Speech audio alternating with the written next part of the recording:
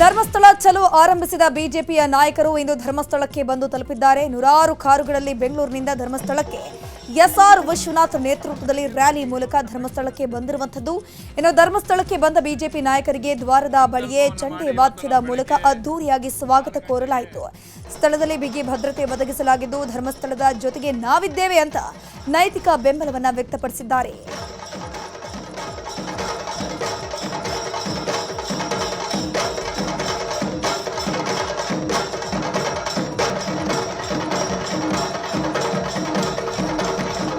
ಮಾಡ್ತಾ ಇದ್ರು. ನಾವು 12-13 ವರ್ಷಗಳಿಂದ ಕೂಡ ಇದು ನಿರಂತರವಾಗಿ ಅಪಪ್ರಚಾರ ಮಾಡ್ತಾ ಇದ್ರು ಕೂಡ ಯೂಟ್ಯೂಬರ್ಗಳ ಮೇಲೆ ಆಗಲಿ ಬೇರೆಯವ್ರ ಮೇಲೆ ಕ್ರಮ ತಗೊಂತ ಇಲ್ಲ. ನಮ್ಮ ಯಾರೋ ಒಬ್ಬ ಹಿಂದೂ ಕಾರ್ಯಕರ್ತ ಸಣ್ಣದಾಯ್ತು ಅಂದರೆ ತುಮಕೂರಲ್ಲಿ ಹೋಗಿ ಅರೆಸ್ಟ್ ಮಾಡ್ಕೊಂಡು ಬರ್ತಾರೆ. ಆ ಕ್ಷಣದಲ್ಲಿ ಕೇಸ್ಗಳನ್ನು ಬುಕ್ ಮಾಡ್ತಕ್ಕಂಥದ್ದು ಇದು ಈ ಸರ್ಕಾರದ ನಿಲುವು. ಈಗಾಗಲೇ ಸರ್ಕಾರಕ್ಕೂ ಗೊತ್ತಾಗಿದೆ ಇದೇನು ಖಾಲಿ ಪೆಟ್ಟಿಗೆ ಅಂತೇಳಿ ನಾನು ಹೇಳಿಲ್ಲ, ಡಿ ಕೆ ಶಿವಕುಮಾರ್ ಅವರು ಹೇಳಿದ್ದಾರೆ. ಇದು ದೊಡ್ಡ ಷಡ್ಯಂತ್ರ ಅಂತ ಹೇಳ್ತಕ್ಕಂಥ ಮಾತನ್ನು ಕೂಡ ಈಗಾಗಲೇ ಅವರು ಕೂಡ ಹೇಳಿದ್ದಾರೆ. ಅವರ ಕ್ಯಾಬಿನೆಟ್ನ ಸಹೋದ್ಯೋಗಿಗಳು ಕೂಡ ಸಾಕಷ್ಟು ಜನ ಧರ್ಮಸ್ಥಳದ ಪರವಾಗಿ ಈಗ ನಿಂತ್ಕೊಂಡಿದ್ದಾರೆ. ಮೊದಲೇ ಮಾಡಬೇಕಾಗಿತ್ತ ಕೆಲಸವನ್ನು, ಆದರೆ ಈಗ ವಸತಿ ಗೃಹ ಹಿಂದೆ ಅಗಿಬೇಕು ಅಂತಾನೆ, ನಾಳೆ ದೇವಸ್ಥಾನನೂ ಅಗಿಬೇಕು ಅಂತ ಹೇಳ್ತಾರೆ. ಎಲ್ಲಿವರೆಗೂ ಇದ್ರನ್ನ ನಾವು ಸಹಿಸ್ಕೊಂಡು ಸುಮ್ಮನೆ ಇರಬೇಕು? ಇದಕ್ಕೋಸ್ಕರ ಇವತ್ತು ನಾವು ಪ್ರಾರಂಭ ಮಾಡಿದ್ದೀವಿ. ಮುಂದಿನ ದಿನಗಳಲ್ಲಿ ಇಡೀ ರಾಜ್ಯದ ಜನತೆ ಕೂಡ ಧರ್ಮಸ್ಥಳಕ್ಕೆ ಬರ್ತಾರೆ. ಇವತ್ತು ಉತ್ಖನನ ಕಾರ್ಯ ಸ್ಥಗಿತ ಹಿನ್ನೆಲೆಯಲ್ಲಿ ಬೆಳ್ತಂಗಡಿ ಎಸ್ಐಟಿ ಕಚೇರಿಯಲ್ಲೇ 4.5 ಗಂಟೆಗಳ ಕಾಲ ವಿಚಾರಣೆ ನಡೆಸಲಾಯಿತು. ಎಸ್ಪಿ ಜಿತೇಂದ್ರ ಕುಮಾರ್ ದಯಾಮ ವಿಚಾರಣೆಯನ್ನ ಮಾಡಿದ್ದು, ಅನಾಮಿಕ ನಾನು ತೋರಿಸಿದ ಜಾಗದಲ್ಲೇ ಹೆಣಗಳನ್ನು ಹೊತ್ತಿದ್ದೆ ಅಂತ ಹೇಳ್ತಿದ್ದಾನಂತೆ. ಸದ್ಯ ವಿಚಾರಣೆ ಮುಗಿಸಿ ಅನಾಮಿಕ ವಕೀಲರ ಜೊತೆ ವಾಪಸ್ ಆಗಿದ್ದಾನೆ.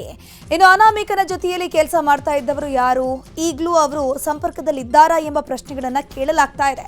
ಈ ಮೂಲಕ ಅನಾಮಿಕನ ಜೊತೆಗಿದ್ದವರನ್ನ ವಿಚಾರಣೆ ಮಾಡುವಂತಹ ಸಾಧ್ಯತೆ ಕೂಡ ಇದೆ.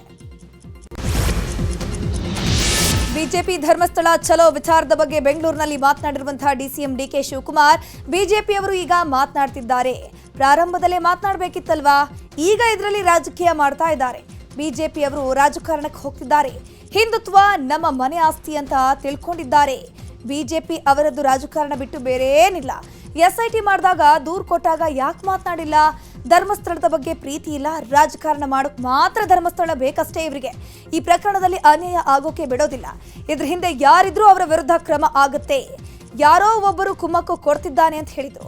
ಇನ್ನು ಇದೇ ವಿಚಾರವಾಗಿ ಸಚಿವ ಮಧು ಬಂಗಾರಪ್ಪ, ಡಿ ಸುಧಾಕರ್, ಬಿಆರ್ ಪಾಟೀಲ್, ಚಲುವರಾಯ ಸ್ವಾಮಿ ಕೂಡ ಪ್ರತಿಕ್ರಿಯಿಸಿದ್ದಾರೆ. ಅವರು ಹಿಂದುತ್ವ ನಮ್ಮ ಮನೆ ಆಸ್ತಿ ಅಂತ ತಿಳ್ಕೊಂಡ್ಬಿಟ್ಟವ್ರೆ. ನಾನು ಇದರಲ್ಲಿ ಬಿಜೆಪಿಯವ್ರದ್ದು ಬರೀ ರಾಜಕಾರಣನೇ ಬಿಟ್ಟರು ಬೇರೆ ಏನೂ ಇಲ್ಲ. ಯಾಕೆ ಸ್ಟಾರ್ಟಿಂಗಿಂದ ಮಾತಾಡಲಿಲ್ಲ? ಫಸ್ಟ್ ಡೇ SIT ಮಾಡಿದಾಗ ಯಾಕೆ ಮಾತಾಡಲಿಲ್ಲ? ಫಸ್ಟ್ ಡೇ ಅವನು ಯಾರೋ ಕಂಪ್ಲೇಂಟ್ ಕೊಟ್ಟಾಗ ಇವೊಂದು ಕಂಪ್ಲೇಂಟ್ ಸರಿ ಇಲ್ಲ ಅಂತ ಯಾಕೆ ಹೇಳಲಿಲ್ಲ? ಇವರು ಒಬ್ಬರು ಮಾತಾಡಲಿಲ್ಲ. ಧರ್ಮಸ್ಥಳದ ಬಗ್ಗೆ ಪ್ರೀತಿಗಿಲ್ಲ ಅವ್ರಿಗೆ. ರಾಜಕಾರಣ ಮಾಡೋಕ್ಕೆ ಧರ್ಮಸ್ಥಳ ಬೇಕು ಅವ್ರಿಗೆ. ಒಂದು ಭಾವನೆಗಳಿರ್ತದೆ, ಒಂದು ವಿಶ್ವಾಸ ಇರ್ತದೆ. ಆದರೆ ಕಾನೂನು ಬಂದಾಗ ಕಾನೂನಿಗೆ ಬಿಟ್ಟು ಬಿಡಬೇಕಾಗ್ತದೆ. ಅದಕ್ಕೆ ನಾನು ಸ್ವಾಭಾವಿಕವಾಗಿ ಯಾವಾಗಲೂ ಕೂಡ ಎಲ್ಲೇ ಹೋದ್ರೂ ಹೇಳ್ತೀನಿ, ಧಾರ್ಮಿಕವಾಗಿ ನಾವು ಯಾವತ್ತೂ ಕೂಡ ಅದನ್ನು ಮಾತಾಡದೆ ಅದ್ರ ಬಗ್ಗೆ ಕಾನೂನು ಬೇಗ ತೀರ್ಮಾನ ಮಾಡಿ ಅದು ಕ್ಲೋಸ್ ಆಗಿಬಿಡ್ಬೇಕು. ಅದಕ್ಕೆ ಅದು ವೈಯಕ್ತಿಕವಾಗಿ ನಾನೇನು ಹೇಳೋದು. ಆಮೇಲೆ ಯಾರು ವೈಯಕ್ತಿಕವಾಗಿ ಅದ್ರ ಬಗ್ಗೆ ಏನಾದ್ರು ವಿಶ್ಲೇಷಣೆ ಮಾಡಿದ್ರೆ ಅವ್ರು ಉತ್ತರ ಕೊಡಬೇಕಾಗುತ್ತೆ. ಆದರೆ ಸೂಕ್ಷ್ಮ ಇರೋದ್ರಿಂದ ಸರ್ಕಾರದ ನಾನಿರೋದ್ರಿಂದ ಅದಕ್ಕೆ ಸೂಕ್ತವಾಗಿ ಉತ್ತರ ಕೊಡಬೇಕಾಗಿದ್ದು ಪರಮೇಶ್ವರ್ ಸರ್, ಹೋಮ್ ಮಿನಿಸ್ಟರ್ ಅವರಿಂದ. ನಾನೊಂದು ಸ್ಟೇಟ್ಮೆಂಟ್ ಕೊಡೋದು ಅವರಿಗೆ ಕೂಡ ಮಾಹಿತಿ ಇರುತ್ತೆ. ತನಿಖೆ ಏನು ನಡೀತದೆ ಅನ್ನೋದೇ ಅವರೊಬ್ಬರಿಗೆ ಗೊತ್ತಿರುತ್ತೆ. SIT ಫೈನಲ್ ವರದಿ ಬರೋವರೆಗೂ ನಾನು ಮಾತಾಡೋಲ್ಲ. ಯಾಕಂದರೆ ಒಂದು ತನಿಖಾ ತಂಡ ತನಿಖೆ ಮಾಡ್ತಾ ಇದೆ, ತನಿಖಾ ವರದಿ ಬರೋವರೆಗೂ ನಾನು ಮಾತಾಡೋದಿಲ್ಲ. ಯಾಕಂದರೆ ತಪ್ಪಾಗ್ತದೆ. ಪ್ರಾರಂಭದಲ್ಲಿ ಮೂಳೆಗಳು ಸಿಕ್ಕುವಂಥ ಇದೇ ಪೇಪರ್ದಲ್ಲಿ ವರದಿ ಬಂತು. ಆಮೇಲೆ ಮತ್ತೊಬ್ಬ ಮನೆ ಬಂದಿದ್ದಾನೆ, ನಾನೇ ಹುತ್ತಿದ್ದೀನಿ, ನಾನೇ ಹೇಳ್ತೀನಿ ಅಂತ ಮತ್ತೊಬ್ಬ ಬಂದಿದ್ದಾನೆ. ಇನ್ನು ಯಾವ್ಯಾವ ತಿರುವು ಪಡಿತದೋ ಗೊತ್ತಿಲ್ಲ. ಈ ಸಂದರ್ಭದಲ್ಲಿ ಅದರ ಬಗ್ಗೆ ಒಂದು ನಿಲುವಿಗೆ ಬರೋದು ಕಷ್ಟ. ಬಿಜೆಪಿಯವರಿಗೆ ಟೈಮೂ ಗೊತ್ತಿಲ್ಲ, ಕಾಲನೂ ಗೊತ್ತಿಲ್ಲ, ಸಮಸ್ಯೆನೂ ಗೊತ್ತಿಲ್ಲ. ಧರ್ಮಸ್ಥಳದ ಬಗ್ಗೆ ನಮ್ದು ಯಾರ್ದು ಕಾಂಗ್ರೆಸ್ ಹೋರಾಟ ಅಲ್ಲ. ಪ್ರಜಾಪ್ರಭುತ್ವದ ವ್ಯವಸ್ಥೆಯಲ್ಲಿ ಒಬ್ಬ ಸಾಮಾನ್ಯ ಮನುಷ್ಯ ಏನಾದ್ರು ಕೇಳಿದ್ರು ಅದಕ್ಕೂ ಒಂದು ಗೌರವಿಸ್ತಕ್ಕಂಥದ್ದು ಅನಿವಾರ್ಯ. ಡೆಮಾಕ್ರಸಿನಲ್ಲಿ ಒಂದು ಗೌರವ. ಕೋರ್ಟಿಂದ ರೆಫರೆನ್ಸ್ ಬಂದಿದೆ. ಒಬ್ಬ ಅನಾಮಧೇಯ ಇದ್ರ ಬಗ್ಗೆ ಅನೇಕ ಬಾರಿ ಪ್ರತಿಭಟನೆ. ಈಗ ಒಂದು ಎಂಡಾಗುತ್ತೆ. ಧರ್ಮಸ್ಥಳದ ಬಗ್ಗೆ ಅವ್ರಿಗೇನಿದೆ ಅದಕ್ಕಿಂತ ಯಾರಿದೆ. ಇದರಲ್ಲೂ ರಾಜಕಾರಣ ಬಳಸ್ಕೊಳ್ಳೋದಕ್ಕೆ, ಇದರಲ್ಲೂ ರಾಜಕೀಯ ಬೆಳೆಸಕ್ಕೆ ಹೋಗೋರಿಗೆ ಏನು ಹೇಳೋಕ್ಕಾಗುತ್ತೆ? ಧರ್ಮಸ್ಥಳಕ್ಕೆ ಕಳಂಕ ಬರುತ್ತಿರುವ ಹಿನ್ನೆಲೆಯಲ್ಲಿ ಧಾರವಾಡದಲ್ಲಿ ಭಕ್ತಾದಿಗಳು ಕೆಸಿಡಿ ವೃತ್ತದಲ್ಲಿರುವ ಶ್ರೀ ಗಣೇಶ ದೇಗುಲದಲ್ಲಿ ವಿಶೇಷ ಪೂಜೆಯನ್ನು ಸಲ್ಲಿಕೆ ಮಾಡಿದ್ದಾರೆ. ಧರ್ಮಸ್ಥಳ ಭಕ್ತರ ವೇದಿಕೆಯಿಂದ ಪೂಜೆ ಮಾಡಿಸಲಾಗಿದ್ದು, ಧರ್ಮಸ್ಥಳ ಮೇಲೆ ಬಂದಿರುವ ಕಳಂಕ ನಿವಾರಣೆಯಾಗಬೇಕು ಅಂತ ಗಣೇಶನ ಬಳಿ ಸಂಕಲ್ಪ ಮಾಡಿದ್ದಾರೆ. ಧರ್ಮಸ್ಥಳದ ಪರವಾಗಿ ಮೈಸೂರಿನ ಗಾಂಧಿ ವೃತ್ತದಲ್ಲಿ ಜೈನ ಸಮುದಾಯದಿಂದ ಶಾಂತಿಯುತ ಮೌನ ಪ್ರತಿಭಟನೆ ಮಾಡಲಾಯಿತು. 108 ಆಚಾರ್ಯ ಶ್ರೀ ಪುಣ್ಯಸಾಗರ ಮುನಿ ಮಹಾರಾಜರ ನೇತೃತ್ವದಲ್ಲಿ ಮೌನ ಪ್ರತಿಭಟನೆ ನಡೆದಿತ್ತು. ಭಿತ್ತಿ ಪತ್ರಗಳನ್ನು ಹಿಡಿದು 100 ಮಂದಿ ಪ್ರತಿಭಟನೆಯಲ್ಲಿ ಭಾಗಿಯಾಗಿದ್ದರು. ಬೆಳಗಾವಿಯ ಕಾಗವಾಡದಲ್ಲಿ ಧರ್ಮಸ್ಥಳದ ಅಭಿಮಾನಿಗಳ ವೇದಿಕೆಯಿಂದ ಬೃಹತ್ ಪ್ರತಿಭಟನೆ ನಡೆಸಲಾಯಿತು. ಧರ್ಮಸ್ಥಳದ ವಿರುದ್ಧ ಷಡ್ಯಂತ್ರ ಅಪಪ್ರಚಾರ ಮಾಡುತ್ತಿದ್ದಾರೆ ಅಂತ ಆರೋಪಿಸಿ ಪ್ರತಿಭಟನೆ ಮಾಡಲಾಗಿದೆ. ಶೇಡಬಾಳ ಪಟ್ಟಣದಿಂದ ಕಾಗವಾಡ ಪಟ್ಟಣದವರೆಗೆ ಪಾದಯಾತ್ರೆ ಮಾಡಿ ತಹಶೀಲ್ದಾರ್ ಮೂಲಕ ರಾಜ್ಯ ಸರ್ಕಾರಕ್ಕೆ ಮನವಿಯನ್ನು ಸಲ್ಲಿಕೆ ಮಾಡಲಾಯಿತು.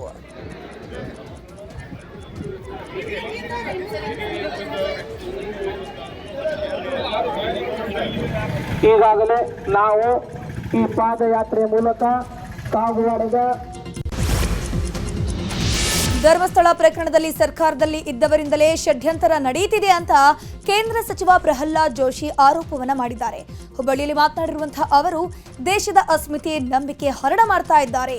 ಹಿಂದೂಗಳ ಭಾವನೆ ಹತ್ತಿಕ್ಕಿ ಜನರ ಭಾವನೆಗಳ ಜೊತೆ ಸರ್ಕಾರವು ಚೆಲ್ಲಾಟವಾಡ್ತಾ ಇದೆ. ಷಡ್ಯಂತರದ ಭಾಗವಾಗಿ ಸರ್ಕಾರದಲ್ಲಿರೋರೇ ಈ ಕೆಲಸವನ್ನ ಮಾಡ್ತಾ ಇದ್ದಾರೆ. ಸಿಎಂ ಮತ್ತು ಎಡಪಂಥೀಯ ವಿಚಾರಧಾರೆ ವ್ಯಕ್ತಿಗಳಿಂದ ಈ ಷಡ್ಯಂತರ ನಡೀತಿದೆ. ಉದ್ದೇಶಪೂರ್ವಕವಾಗಿ ಹೀಗೆ ಮಾಡಲಾಗ್ತಾ ಇದೆ. ಡಿಕೆಶಿನೇ ಷಡ್ಯಂತರ ನಡೀತಿದೆ ಅಂತ ಹೇಳಿದ್ದಾರಲ್ವಾ, ಹಾಗಾದ್ರೆ ಷಡ್ಯಂತರ ಮಾಡ್ತಿರೋದು ಯಾರು ಅಂತ ಪ್ರಶ್ನೆಯನ್ನ ಮಾಡಿದ್ರು.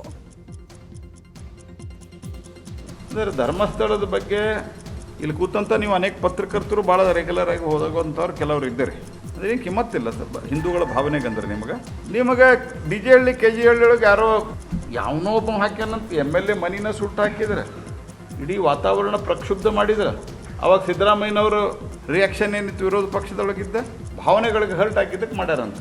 ಹಿಂದೂಗಳ ಯಾವ ಭಾವನೆಗಳಿಗೂ ಕಿಮ್ಮತ್ತಿಲ್ಲ. ಧರ್ಮಸ್ಥಳದ ಪಾವಿತ್ರ್ಯತೆಗೆ ಧಕ್ಕೆ ತರೋದು ಸರಿಯಲ್ಲ ಅಂತ ಉಡುಪಿಯ ಪರ್ಯಾಯದ ಪುತ್ತಿಗೆ ಮಠದ ಸುಗುಣೇಂದ್ರ ತೀರ್ಥ ಶ್ರೀ ಹೇಳಿಕೆ ನೀಡಿದ್ದಾರೆ. ಈ ಕುರಿತು ಮಾತನಾಡಿರುವ ಅವರು, ಧರ್ಮಸ್ಥಳ ಐತಿಹಾಸಿಕ ಶ್ರದ್ಧಾ ಕೇಂದ್ರವಾಗಿದೆ. ಹೋರಾಟದ ಹೆಸರಲ್ಲಿ ಕ್ಷೇತ್ರದ ಪವಿತ್ರತೆಗೆ ಗೌರವಕ್ಕೆ ಧಕ್ಕೆ ತರುವ ಹುನ್ನಾರವನ್ನು ಸಹಿಸೋದಿಲ್ಲ. ತನಿಖಾ ಹಂತದಲ್ಲಿರುವಾಗ ವ್ಯಾಪಕ ಗೊಂದಲ ಮೂಡಿಸುತ್ತಿರುವುದನ್ನು ನೋಡಿದ್ರೆ ಇದು ಪೂರ್ವ ನಿಯೋಜಿತ ಅಂತ ಅನಿಸ್ತಿದೆ ಅಂತ ಹೇಳಿದರು. ಶೋಚನೀಯ ಹಾಗೂ ಖಂಡನೀಯ ತನಿಖೆಯ ಒಂದು ಸಮಾಪ್ತಿಯನ್ನು, ಅದರ ಒಂದು ಅಂತ್ಯವನ್ನು ನಾವು ಕಾಣಬೇಕು. ಧರ್ಮಸ್ಥಳ ಕ್ಷೇತ್ರದ ಬಗ್ಗೆ ನಡೀತಾ ಇರತಕ್ಕಂತಹ ಅಪಚಾರವನ್ನು ನೋಡಿ ಮತ್ತು ಕೇಳಿ ನಮಗೆ ತುಂಬ ಆಘಾತವಾಗಿದೆ. ಒಂದಲ್ಲ ಒಂದು ರೀತಿಯಲ್ಲಿ ಕ್ಷೇತ್ರದ ಪಾವಿತ್ರ್ಯಕ್ಕೆ ಘನತೆಗೆ ಕುಂದು ತರುವ ಒಂದು ಉದ್ದೇಶ ಇದರಲ್ಲಿ ಇದ್ದ ಹಾಗೆ ಕಂಡು ಬರ್ತಾ ಇದೆ. ತನಿಖೆಯ ಧರ್ಮಸ್ಥಳದಲ್ಲಿ ಶವಗಳನ್ನು ಹೋತಿಟ್ಟ ಆರೋಪ ಪ್ರಕರಣದ ತನಿಖೆ ಆಗ್ತಾ ಇದೆ. ಅನಾಮಿಕಾ ಮೊದಲು ಠಾಣೆಗೆ ತಂದಿದ್ದ ಬುರುಡೆ ಬಗ್ಗೆ ವಿಚಾರಣೆ ನಡೆಸಲಾಗ್ತಾ ಇದೆ. ನ್ಯಾಯಾಲಯಕ್ಕೆ ಒಪ್ಪಿಸಿದ್ದ ಬುರುಡೆ ತಂದ ಸ್ಥಳ ಮಹಜರು ಮಾಡುವ ಸಾಧ್ಯತೆ ಕೂಡ ಇದೆ. ಕಲ್ಲೇರಿ ಸಮೀಪದ ಕಾಡಿನಿಂದ ಬುರುಡೆ ತಂದಿದ್ದಾಗೆ ಅನಾಮಿಕಾ ಹೇಳಿದ್ದ. ಈ ಬುರುಡೆ ಸಿಕ್ಕಿರುವ ಸ್ಪಾಟ್ಗೆ ನಂಬರ್ ಕೊಟ್ಟು ಉತ್ಖನನ ಮಾಡುವಂತಹ ಸಾಧ್ಯತೆ ಇದೆ.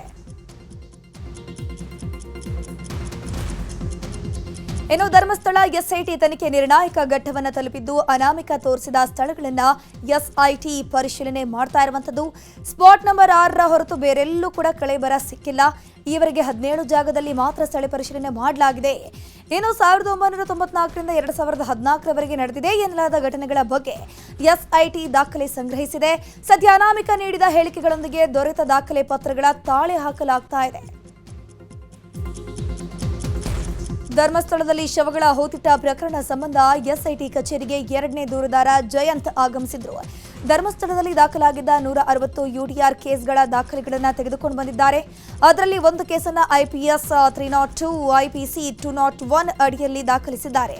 ಆದರೆ ಒಂದೇ ದಿನದಲ್ಲಿ ಅದನ್ನ ಅಪರಿಚಿತ ಶವ ಅಂತ ಮಣ್ಣು ಮಾಡಿದ್ದಾರೆ. ಹಾಗಾದ್ರೆ ಆ ಕೇಸ್ ತನಿಖೆ ಯಾಕೆ ಮಾಡಿಲ್ಲ? ಯಾರು ಸಾಕ್ಷ್ಯ ನಾಶವನ್ನ ಮಾಡಿದ್ರು ಅದ್ರ ಬಗ್ಗೆ ತನಿಖೆ ಆಗಿಲ್ಲ. ಹೀಗಾಗಿ ಆ ಕೇಸಿನ ದಾಖಲೆಗಳ ಸಮೇತ ಎಸ್ಐಟಿ ಕಚೇರಿಗೆ ಆಗಮಿಸಿ ಅಧಿಕಾರಿಗಳಿಗೆ ದಾಖಲೆ ನೀಡಿ ವಾಪಸ್ ಆಗಿದ್ದಾರೆ.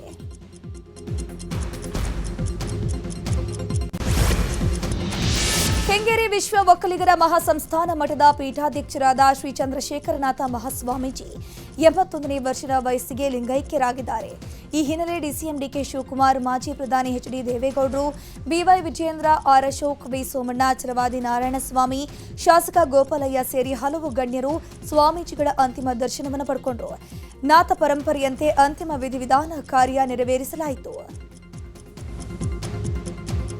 ವಿಶ್ವ ಒಕ್ಕಲಿಗರ ಸಂಸ್ಥಾನ ಮಠದ ಚಂದ್ರಶೇಖರ ಸ್ವಾಮೀಜಿ ಅಂತ್ಯಕ್ರಿಯೆ ನೆರವೇರಿಸಲಾಗಿದೆ. ಸ್ವಾಮೀಜಿ ಅಂತ್ಯಕ್ರಿಯೆ ವೇಳೆ ಸರ್ಕಾರಿ ಗೌರವ ನೀಡದೇ ಇರುವ ಬಗ್ಗೆ ಆಕ್ಷೇಪ ವ್ಯಕ್ತವಾಗ್ತಾ ಇರುವಂತದ್ದು. ರಾಜ್ಯ ಸರ್ಕಾರ ಒಕ್ಕಲಿಗರಿಗೆ ಅನ್ಯಾಯ ಮಾಡಿದೆ, ಸರ್ಕಾರಿ ಗೌರವವನ್ನ ಕೊಡಬೇಕಿತ್ತು. ಒಕ್ಕಲಿಗ ಸಮುದಾಯದ ಲಿಂಗೇಗೌಡರು ಆರೋಪವನ್ನ ಮಾಡಿದರು. ಚಂದ್ರಶೇಖರ್ ಸ್ವಾಮೀಜಿ ಅಂತಿಮ ಸಂಸ್ಕಾರಕ್ಕೆ ಭಾಗಿಯಾಗಲು ಬಂದಿದ್ದ ಡಿಸಿಎಂ ಡಿಕೆ ಶಿವಕುಮಾರ್ ಮಾತನಾಡಿ, ಸ್ವಾಮೀಜಿ ಅವರಿಗೆ ನನ್ನ ಮೇಲೆ ಅಪಾರ ಪ್ರೀತಿ ಇತ್ತು. ನಿಶ್ಚಲಾನಂದನಾಥ ಸ್ವಾಮೀಜಿ ಅವರು ಅವರ ಉತ್ತರಾಧಿಕಾರಿಯಾಗಿದ್ದಾರೆ. ಇನ್ನು ಕೆಎಸ್ಎಸ್ ಹುದ್ದೆ ಬಿಟ್ಟು ಬಂದಿದ್ದಾರೆ, ಧರ್ಮದ ಕೆಲಸ ಮಾಡೋಕೆ ಮುಂದೆ ಬಂದಿದ್ದಾರೆ ಅಂತ ಹೇಳಿದ್ರು. ಇನ್ನು ಸರ್ಕಾರಿ ಗೌರವ ಕೊಟ್ಟಿಲ್ಲ ಅನ್ನೋ ವಿಚಾರಕ್ಕೆ ಮಾತನಾಡಿ, ನಾನ್ ಬಂದಿರೋದೇ ಒಂದು ಸರ್ಕಾರಿ ಗೌರವ ಅಂತ ಹೇಳಿದ್ರು. ನಾನೇ ಸರ್ಕಾರಿ ಗೌರವ. ನಾನು ಬಂದಿರೋದು ಡೆಪ್ಟಿ ಸಿ ಎಂ ಬಂದು ಇಲ್ಲಿ ಬೆಳಗ್ಗೆ ಸಾಯಂಕಾಲ ಕೂತಿದ್ದು ಮಾಡೋದೇ ಒಂದು ಗೌರವ. ಇದಕ್ಕಿಂತ ಗೌರವ ಏನು ಬೇಕು? ಅದು ನಾನೀಗ ಚರ್ಚೆ ಮಾಡೋಕ್ಕೆ ಹೋಗುವುದಿಲ್ಲ. ಕಾಂಟ್ರವರ್ಸಿ ಸದ್ಯಕ್ಕೆ ಬೇಡ. ಅವರ ಭಾವನೆ, ಅವರು ಭಗವಂತನಲ್ಲಿ ಪ್ರಾರ್ಥನೆ ಮಾಡಿದ್ದಾರೆ. ಅದಕ್ಕೆ ಅವ್ರಿಗೆ ಅವ್ರ ಪ್ರಾರ್ಥನೆಗೆ ನಾವೆಲ್ಲ ಗೌರವದಿಂದ ನಾವೆಲ್ಲ ಗಮನಿಸಿದ್ದೇವೆ. ಅವರ ಆಸೆ ಆಕಾಂಕ್ಷೆಗಳಿದ್ದೇ ಇರ್ತದೆ. ನಾನೇ ಸರ್ಕಾರಿ ಗೌರವ. ಆರಾಧ್ಯವಾದಂಥ ಒಬ್ಬ ಪೂಜ್ಯರು ಇವತ್ತು ನಮ್ಮನ್ನೆಲ್ಲನೂ ಅಗಲಿದ್ದಾರೆ. ನಮಗೆಲ್ಲ ಆಘಾತ ತಂದಿದೆ. ಪ್ರಪ್ರಥಮವಾಗಿ ಇವತ್ತು ಪೂಜ್ಯರಿಗೆ ಸರ್ಕಾರಿ ಗೌರವ ಸಿಕ್ಕಬೇಕಾಗಿತ್ತು. ಅದನ್ನು ಕೊಡದೇ ಇರೋದಕ್ಕೆ ನಮ್ಮೆಲ್ಲರಿಗೂ ಕೂಡ, ಇಡೀ ಸಮುದಾಯಕ್ಕೆ ಬಹಳ ದೊಡ್ಡ ಆಘಾತ ಆಗಿದೆ ಮತ್ತು ನೋವಾಗಿದೆ. ಆರಾಧ್ಯವಾದಂಥ ಒಬ್ಬ ಪೂಜ್ಯರು. ವಿಪ್ ಉಲ್ಲಂಘಿಸಿ ಮಹಾನಗರ ಪಾಲಿಕೆ ಮೊದಲ ಮಹಾಪೌರ ಚಂದ್ರೇಗೌಡಗೆ ಆಘಾತ ಎದುರಾಗಿದೆ. ಜೆಡಿಎಸ್ ಪಕ್ಷದ ವಿಪ್ ಉಲ್ಲಂಘನೆ ಮಾಡಿದ ಆರೋಪದ ಮೇಲೆ ಮೇಯರ್ ಸ್ಥಾನ ಕಳ್ಕೊಂಡಿದ್ದಾರೆ ಚಂದ್ರೇಗೌಡ. ಕೌನ್ಸಿಲರ್ ಸ್ಥಾನ ಅನರ್ಹಗೊಳಿಸಿ ಪ್ರಾದೇಶಿಕ ಆಯುಕ್ತರು ಆದೇಶ ಹೊರಡಿಸಿದ್ದಾರೆ. ಪ್ರಾದೇಶಿಕ ಆಯುಕ್ತರ ಆದೇಶ ಹಿನ್ನೆಲೆಯಲ್ಲಿ ಮೇಯರ್ ಹುದ್ದೆ ಕಳ್ಕೊಂಡಿದ್ದಾರೆ ಚಂದ್ರೇಗೌಡ. ಕೊಲೆಯಾದ ಗವಿಸಿದ್ದಪ್ಪ ನಾಯಕ ಮನೆಗೆ ಜೆಡಿಎಸ್ ಮುಖಂಡರು ಭೇಟಿ ಕೊಟ್ಟಿದ್ದಾರೆ. ಜೆಡಿಎಸ್ ಶಾಸಕಿ ಕರೆಮ್ಮ ನಾಯಕ್ ಹಾಗೆಯೇ ಮಾಜಿ ಸಚಿವ ವೆಂಕಟರಾವ್ ನಾಡಗೌಡ, ಮಾಜಿ ಶಾಸಕ ರಾಜ ವೆಂಕಟಪ್ಪ ನಾಯಕ ಭೇಟಿ ನೀಡಿ ಸಾಂತ್ವನ ಹೇಳಿದರು. ಆಗಸ್ಟ್ 3ರಂದು ಯುವಕ ಗವಿಸಿದ್ದಪ್ಪ ನಾಯಕನ ಕೊಲೆ ನಡೆದಿತ್ತು. ಅಧಿವೇಶನ ಮುಗಿದ ಬಳಿಕ ರಾಜಣ್ಣ ದೆಹಲಿಗೆ ಹೋಗ್ತಾರೆ, ಅಲ್ಲಿ ತಮ್ಮ ಸಮಸ್ಯೆ ಹೇಳ್ಕೊಳ್ತಾರೆ ಅಂತ ಸಚಿವ ಸತೀಶ್ ಜಾರಕಿಹೊಳಿ ಹೇಳಿದ್ದಾರೆ. ವಿಧಾನಸೌಧದಲ್ಲಿ ಮಾತನಾಡಿರುವಂತಹ ಅವರು, ರಾಜಣ್ಣ ದೆಹಲಿಗೆ ಹೋಗ್ತಾರೆ, ಆದರೆ ನಾವು ಯಾರು ದೆಹಲಿಗೆ ಹೋಗಲ್ಲ. ಕೆಸಿ ವೇಣುಗೋಪಾಲ್ ಜೊತೆ ದೂರವಾಣಿ ಮೂಲಕ ಮಾತನಾಡ್ತೀವಿ, ಆ ಬಳಿಕ ದೆಹಲಿಗೆ ಹೋಗುವ ಬಗ್ಗೆ ತೀರ್ಮಾನ ಮಾಡ್ತೀವಿ. ನಮ್ಮ ಸಮುದಾಯದಿಂದ ಖಾಲಿಯಾದ 2 ಸ್ಥಾನ ನಮ್ಮ ಸಮುದಾಯಕ್ಕೆ ಕೊಡಬೇಕು. ರಾಜಣ್ಣ ಪ್ರಕರಣದ ಹಿಂದೆ ಯಾರಿದ್ದಾರೆ ಅನ್ನೋದು ಅವರೇ ಹೇಳಬೇಕು. ಈ ಬಗ್ಗೆ ರಾಜಣ್ಣ ಅವರೇ ಹೈಕಮಾಂಡ್ಗೆ ಮಾಹಿತಿಯನ್ನು ಕೊಡಬಹುದು ಅಂತ ಹೇಳಿದರು. ಇನ್ನು ಇದೇ ವಿಚಾರವಾಗಿ ಬಿಆರ್ ಪಾಟೀಲ್ ಕೂಡ ರಿಯಾಕ್ಷನ್ ಕೊಟ್ಟಿದ್ದಾರೆ.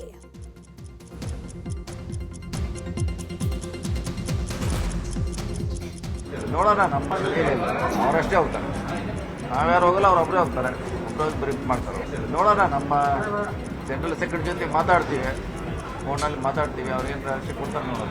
ಫಸ್ಟ್ ಫೋನಲ್ಲಿ ಮಾತಾಡ್ತೀವಿ, ಯಾಕಂದ್ರೆ ಅವ್ರದ್ದು ಅಧಿವೇಶನ ನಡೀತದೆ. ಸಚಿವ ಸ್ಥಾನದಿಂದ ರಾಜಣ್ಣ ವಜಾ ವಿಚಾರದ ಬಗ್ಗೆ ವಿಜಯಪುರದಲ್ಲಿ ಮಾತನಾಡಿರುವಂತಹ ಸಂಸದ ಗೋವಿಂದ ಕಾರಜೋಳ, ಸತ್ಯ ಹೇಳಿದ್ದಕ್ಕೆ ರಾಜಣ್ಣ ಅವರನ್ನ ವಜಾ ಮಾಡಿದ್ದಾರೆ. ರಾಹುಲ್ ಗಾಂಧಿ ಅವರನ್ನ ಮೆಚ್ಚಿಸಲು ರಾಜಣ್ಣರನ್ನ ವಜಾ ಮಾಡಲಾಗಿದೆ. ರಾಜಣ್ಣ ಅವರನ್ನ ಮಾತ್ರ ಯಾಕೆ ವಜಾ ಮಾಡಿದ್ದು? ದಲಿತರ ಬಗ್ಗೆ ಮೊಸಳೆ ಕಣ್ಣೀರು ಸುರಿಸ್ತಾರೆ, ಆದರೆ ಅದೇ ಸತ್ಯ ಹೇಳಿದವರ ವಜಾ ಮಾತ್ರ ಆಗಿಲ್ಲ.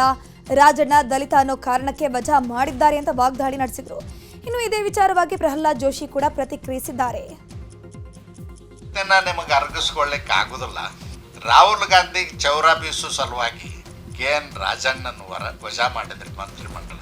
ಹಾಗಾದ್ರೆ ಇನ್ನೂ ಸತ್ಯ ಹೇಳಿದಂತ 4 ಮಂದಿ ಹೆಸರು ಹೇಳ್ತೀನಿ. ರಾಯ್ ರೆಡ್ಡಿ ಅವರು ಸತ್ಯ ಹೇಳಿದ್ರಲ್ಲ, ದಲಿತರ ಬಗ್ಗೆ ಮೊಸಳೆ ಕಣ್ಣೀರು ಸುರಿಸೋದು ಅಷ್ಟೇ ನಿಮ್ಗೆ ಗೊತ್ತು. ಅವ್ರನ್ನ ವಜಾ ಮಾಡಿಬಿಡ್ಬೇಕಾಗಿತ್ತು, ಯಾಕೆ ಮಾಡಲಿಲ್ಲ? ದಲಿತರು ಬೆನ್ನು ಸತ್ತವರು, SC ST ಜನಾಂಗಕ್ಕೆ ಯಾರೂ ಕೇಳುವವ್ರಿಲ್ಲ. ಅವ್ರನ್ನ ಯಾವ ರೀತಿ ಬೇಕಾದ ರೀತಿ ನಡೆಸ್ಕೊಳ್ಳೋದೇ ಕಾಂಗ್ರೆಸ್ ನೀತಿ ಅಂತ ನಾನು ಖಂಡಿಸ್ತೀನಿ. ರಾಜಣ್ಣ ಅವ್ರ ರಾಜೀನಾಮೆ ಬಗ್ಗೆ ರಾಜ್ಯದಲ್ಲಿ ಏನು ಬದಲಾವಣೆ ಆಗುತ್ತೆ ಅನ್ನೋದಕ್ಕಿಂತ ಹೆಚ್ಚಾಗಿ ಕಾಂಗ್ರೆಸ್ ಪಾರ್ಟಿಯ ಡಬಲ್ ಸ್ಟ್ಯಾಂಡರ್ಡ್ ಇದರಿಂದ ಗೊತ್ತಾಗುತ್ತೆ ಅಷ್ಟೇ. ಯಾಕಂದರೆ ಅವ್ರು ಹೇಳಿದಂಥ ಒಂದೇ ಒಂದು ಸಂಗತಿಗಳು ಸಹಿತ ರಾಹುಲ್ ಗಾಂಧಿ ಅವರು ಹೇಳಿದಂಥ ಸಂಗತಿಗಳು ಪ್ರೂವ್ ಆಗ್ತಾ ಇಲ್ಲ ಅಥವಾ ಪೂರಕವಾದ ಸಾಕ್ಷ್ಯಗಳು ಇಲ್ಲ. ಮತ್ತು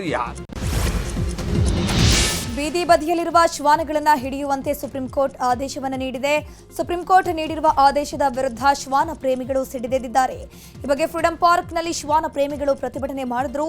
ದೆಹಲಿಯಲ್ಲಿ ಬೀದಿ ನಾಯಿಗಳನ್ನು ಹಿಡಿಯಲಾಗ್ತಿದೆ, ಈ ರೀತಿ ಮಾಡ್ತಿರೋದು ಸರಿಯಲ್ಲ, ಸುಪ್ರೀಂ ಕೋರ್ಟ್ ಕೂಡಲೇ ಆದೇಶವನ್ನು ಹಿಂಪಡಿಬೇಕು ಅಂತ ಶ್ವಾನ ಪ್ರಿಯರು ಆಗ್ರಹಿಸಿದ್ದಾರೆ.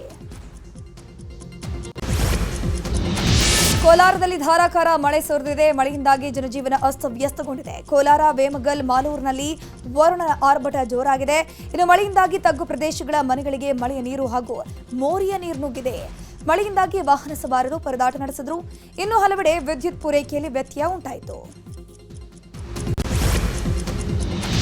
ದೇಶದಾದ್ಯಂತ ಚಾಂದ್ರಮಾನ ಪದ್ಧತಿಯಂತೆ ಕೃಷ್ಣ ಜನ್ಮಾಷ್ಟಮಿಯನ್ನ ಇಂದು ಅದ್ದೂರಿಯಾಗಿ ಆಚರಿಸಲಾಗುತ್ತಿದೆ. ಆದರೆ ಉಡುಪಿಯಲ್ಲಿ ಸೌರಮಾನ ಪದ್ಧತಿಯಂತೆ ಸೆಪ್ಟೆಂಬರ್ ತಿಂಗಳಲ್ಲಿ ಜನ್ಮಾಷ್ಟಮಿ ಆಚರಣೆ ಮಾಡಲಾಗುತ್ತೆ. ಇಂದು ಸಾಂಕೇತಿಕವಾಗಿ ಅಷ್ಟಮಿ ಆಚರಿಸಿ ಅರ್ಘ್ಯ ಪ್ರದಾನ ಮಾಡಲಾಗುತ್ತೆ. ಇತ್ತ ಅಷ್ಟಮಿಯ ವೈಭವ ಹೆಚ್ಚಾಗಿ ಇಲ್ಲದ ಕಾರಣ ಭಕ್ತರ ಸಂಖ್ಯೆ ವಿರಳವಾಗಿತ್ತು.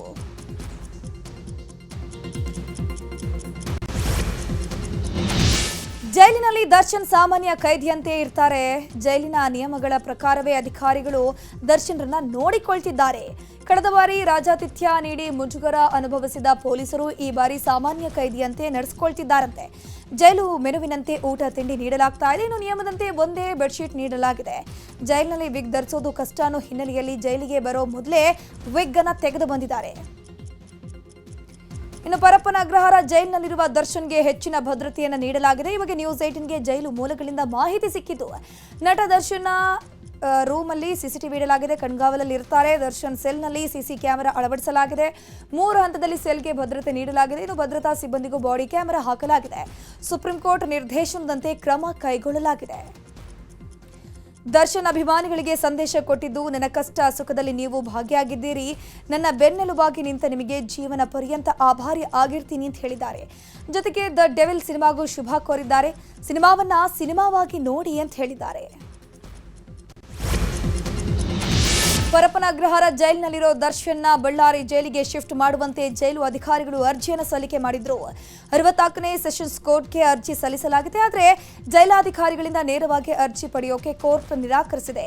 ಈ ಕೇಸಿನ ಎಸ್ಪಿಪಿ ಮೂಲಕ ಅರ್ಜಿ ಸಲ್ಲಿಸುವಂತೆ ಜೈಲು ಅಧಿಕಾರಿಗಳಿಗೆ ಸೂಚನೆ ನೀಡಲಾಗಿರುವಂತದ್ದು. ಸೋಮವಾರ ಎಸ್ಪಿಪಿ ಮೂಲಕ ಅರ್ಜಿ ಸಲ್ಲಿಸುವ ಸಾಧ್ಯತೆ ಇದೆ. ಇನ್ನು ಪೊಲೀಸರ ಅರೆಸ್ಟ್ ವೇಳೆ ದರ್ಶನ್ ಫೋಟೋವನ್ನು ತೆಗೆಯಲಾಗಿದೆ. ಹೊಸಕೆರೆಹಳ್ಳಿ ಫ್ಲಾಟ್ನಲ್ಲಿ ಅರೆಸ್ಟ್ ಮಾಡಿದ ಪೊಲೀಸರು ಬಳಿಕ ಪೊಲೀಸ್ ಠಾಣೆಗೆ ಕರ್ಕೊಂಡು ಬಂಧನ ಪ್ರಕ್ರಿಯೆಯನ್ನು ಮಾಡಿದ್ರು.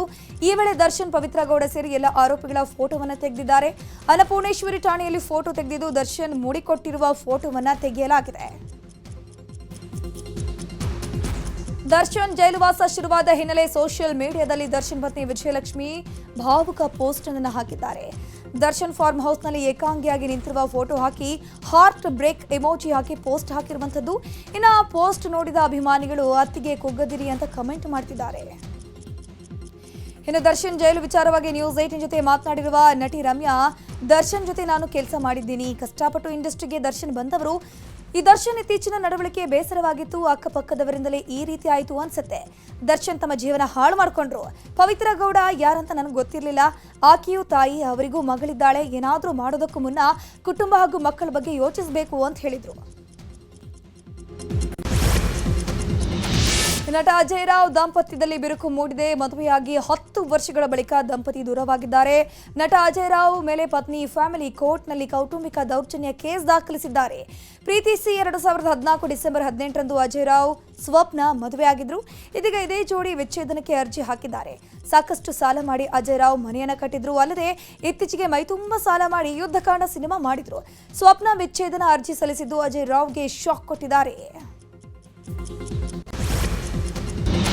ಜಮ್ಮು ಕಾಶ್ಮೀರದ ಕಿಸ್ತವಾರ್ನಲ್ಲಿ ಮೇಘಸ್ಫೋಟ ಆಗಿ 75 ಜನ ಸಾವನ್ನಪ್ಪಿ 167ಕ್ಕೂ ಹೆಚ್ಚು ಜನರು ನಾಪತ್ತೆಯಾಗಿದ್ದು, ಬದುಕುಳಿದ 37 ಜನರ ಸ್ಥಿತಿ ಗಂಭೀರವಾಗಿದೆ.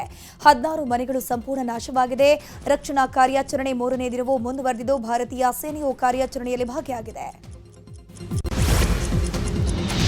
ಶ್ರೀಕೃಷ್ಣ ಜನ್ಮಾಷ್ಟಮಿ ಪ್ರಯುಕ್ತ ಭಕ್ತರು ಭಗವಾನ್ ಶ್ರೀಕೃಷ್ಣರ ದರ್ಶನ ಪಡೆಯೋಕೆ ಸಾಲುಗಟ್ಟಿ ನಿಂತ ಪ್ರಸಂಗ ಮಥುರಾದಲ್ಲಿ ಕಂಡುಬಂತು. ಉತ್ತರ ಪ್ರದೇಶದ ಮಥುರಾ ಶ್ರೀಕೃಷ್ಣನ ಜನ್ಮಸ್ಥಳವಾಗಿದ್ದು ಬೆಳಗ್ಗೆಯಿಂದಲೇ ಭಕ್ತರು ರಾಧೆ ಕೃಷ್ಣರ ದರ್ಶನ ಮಾಡಿ ಪುನೀತರಾದರು. ಕೃಷ್ಣ ಜನ್ಮಭೂಮಿ ಕೃಷ್ಣ ಜಪದಲ್ಲಿ ಮುಳುಗಿತ್ತು. ಉತ್ತರ ಪ್ರದೇಶದ ಸಿಎಂ ಯೋಗಿ ಆದಿತ್ಯನಾಥ್ ಕೂಡ ಭಾಗಿಯಾಗಿ ಪೂಜೆಯನ್ನು ಸಲ್ಲಿಕೆ ಮಾಡಿದರು. ಮಹಾರಾಷ್ಟ್ರದ ಮುಂಬೈನಲ್ಲಿ ಕೃಷ್ಣ ಜನ್ಮಾಷ್ಟಮಿಯನ್ನ ವಿಶೇಷವಾಗಿ ಆಚರಣೆ ಮಾಡಲಾಗುತ್ತೆ. ಮೊಸರು ಕುಡಿಕೆ ಹೊಡೆಯುವ ಕಾರ್ಯಕ್ರಮ ನಡೆಸಲಾಗಿದೆ. ಇನ್ನು ದಹಿ ಹಂಡಿ ಕಾರ್ಯಕ್ರಮದಲ್ಲಿ ಮಹಿಳಾ ತಂಡವೊಂದು ಮೊಸರು ಕುಡಿಕೆ ಹೊಡೆದು ಜಯಭೇರಿ ಬಾರಿಸಿತು. ಕೇಂದ್ರ ಸಚಿವ ಪಿಯೂಷ್ ಗೋಯಲ್ ಟ್ರೋಫಿ ಹಸ್ತಾಂತರ ಮಾಡಿದವರು. ಠಾಣೆಯಲ್ಲಿ ನಡೆದಂತಹ ಮೊಸರು ಕುಡಿಕೆ ಸ್ಪರ್ಧೆಯಲ್ಲಿ ಬಾಲಿವುಡ್ ನಟ ಸುನಿಲ್ ಶೆಟ್ಟಿ ಭಾಗಿಯಾಗಿದ್ದರು. ನೂರಾರು ಸ್ಪರ್ಧಿಗಳು ಸ್ಪರ್ಧೆಯಲ್ಲಿ ಭಾಗಿಯಾಗಿದ್ದರು. ಗುಜರಾತ್ನ ಅಹಮದಾಬಾದ್ನಲ್ಲಿ ಭಾರೀ ಮಳೆಯಾಗ್ತಿದ್ದು ರಸ್ತೆಗಳೆಲ್ಲವೂ ಕೂಡ ಜಲಾವೃತವಾಗಿದೆ. ನಾರಾಯಣಪುರ ಬಳಿಯ ಎಇಸಿ ಬ್ರಿಡ್ಜ್ ಬಳಿ ನೀರು ಸಂಗ್ರಹವಾಗಿ ವಾಹನಗಳು ಸಂಚಾರ ಮಾಡೋಕೆ ಸಂಕಷ್ಟ ಎದುರಾಯಿತು. ಮಳೆ ನಿಂತ ಬಳಿಕವೂ ಸಾಕಷ್ಟು ಸಮಯ ನೀರು ಹಾಗೆ ನಿಂತಿದ್ದರಿಂದ ಜನರು ಅನಿವಾರ್ಯವಾಗಿ ಅಲ್ಲಿ ಪರದಾಟವನ್ನು ನಡೆಸಿದರು.